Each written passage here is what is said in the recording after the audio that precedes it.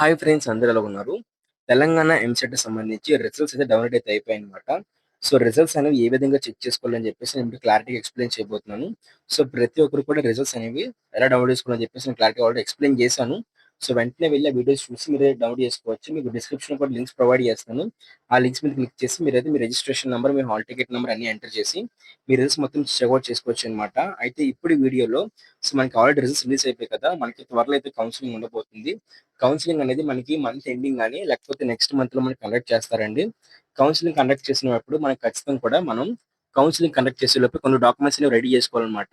అందుకే మనకి గ్యాప్ అయితే వాళ్ళు ప్రొవైడ్ చేస్తారు. సో, ఈ గ్యాప్‌లో మనం అన్ని డాక్యుమెంట్స్ కూడా రెడీ చేసుకొని, కౌన్సెలింగ్‌కి రెడీ అయితే ఉంటామని చెప్పేసి వాళ్ళైతే కొంచెం స్పేస్ ఇస్తారనమాట. మనకి రిజల్ట్స్‌కిని, కౌన్సెలింగ్‌కిని.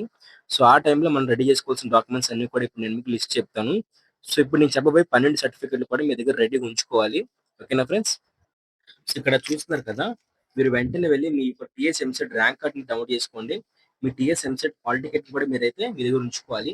అలాగే మీ ఆధార్ కార్డ్ అండి. అయితే గుర్తుపెట్టుకోండి, మీ ఆధార్ కార్డ్‌లోని మీకు సంబంధించి ఏదైతే ఉన్న 10థ్ క్లాస్ మార్క్స్ మెమో, మీ ఎంసెట్ హాల్ టికెట్ నంబరు దాని మీద, అదే విధంగా మీ ఇంటర్ మార్క్స్ మెమో మీద మీ యొక్క నేమ్ అనేది యాజ్ ఇట్ ఈస్‌గా సేమ్ అయితే ఉండాలనమాట.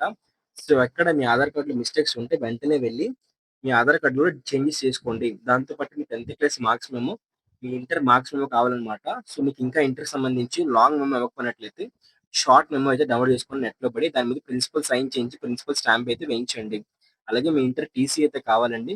అలాగే మీ 6థ్ క్లాస్ నుంచి 10థ్ క్లాస్ వరకు మీరు చదువుకున్న స్టడీ సర్టిఫికేట్ కావాలి. అలాగే ఇంటర్మీడియేట్ సంబంధించి ఫస్ట్ ఇయర్, సెకండ్ ఇయర్ సంబంధించి స్టడీ లేకపోతే బోనాఫైడ్ సర్టిఫికేట్‌లయితే వాళ్ళైతే అడుగుతారనమాట. అలాగే మీరు గాని ఎస్సీ, ఎస్టీ, బీసీ కేటగరీ చెందిన వారైనట్లయితే మీ క్యాస్ట్‌లో మీకు రిజర్వేషన్ అవసరం కాబట్టి, దానికోసం మీ క్యాస్ట్ సర్టిఫికేట్ అయితే కావాలి. క్యాస్ట్ సర్టిఫికేట్ కూడా ఈ సంవత్సరం ఉన్న క్యాస్ట్ సర్టిఫికేట్‌ని యూజ్ చేయండి. అలాగే ఇన్‌కమ్ సర్టిఫికేట్ కూడా మీకు డేట్ ప్రొవైడ్ చేశారు కదా! డేట్ ప్రొవైడ్ చేశారు కదా! సో, ఇన్‌కమ్ సర్టిఫికేట్ కూడా మీకు కావాలండి. ఇన్‌కమ్ సర్టిఫికేట్‌తో పాటు మీ వైట్ రేషన్ కార్డ్ కూడా మీకు కావాలనమాట. అయితే ఇన్‌కమ్ సర్టిఫికేట్ అనేది 1/1/2025 అంటే జనవరి ఫస్ట్ 2025 తర్వాత ఉన్న ఇన్‌కమ్ సర్టిఫికేట్ మాత్రమే వాలిడ్ అవుతుంది. ఈడబ్ల్యూఎస్ వాళ్ళకి కూడా అంతేనండి.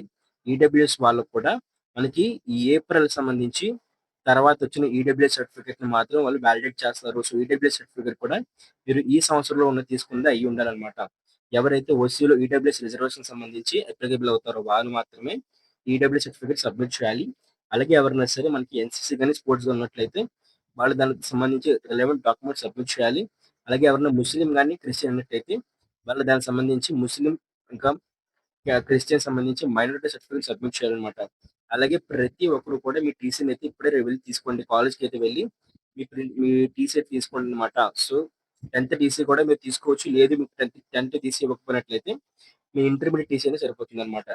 సో, ఇది ఫ్రెండ్స్ అప్డేట్. ఇందులో ప్రతి డాక్యుమెంట్ కూడా మీ దగ్గర రెడీగా అయితే ఉంచుకోండి.